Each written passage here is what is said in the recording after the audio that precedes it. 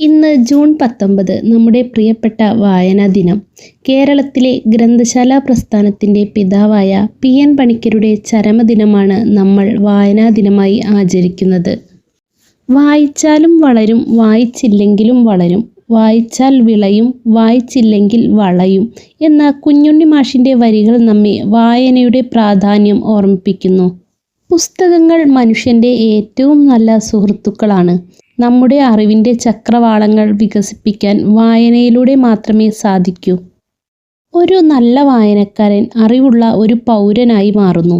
ഇന്നത്തെ കാലത്ത് മൊബൈൽ ഫോണുകളുടെ ലോകത്ത് നിന്ന് പുസ്തകങ്ങളിലേക്ക് മടങ്ങേണ്ടത് അനിവാര്യമാണ്.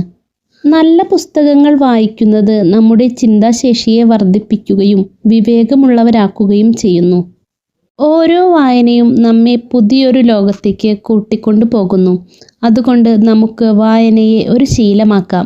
അറിവിൻ്റെ ലോകത്ത് ഉയരങ്ങൾ കീഴടക്കാം. ഈ വായനാ ദിനത്തിൽ പുസ്തകങ്ങളെ സ്നേഹിക്കുമെന്ന് നമുക്ക് പ്രതിജ്ഞയെടുക്കാം. നന്ദി, നമസ്കാരം.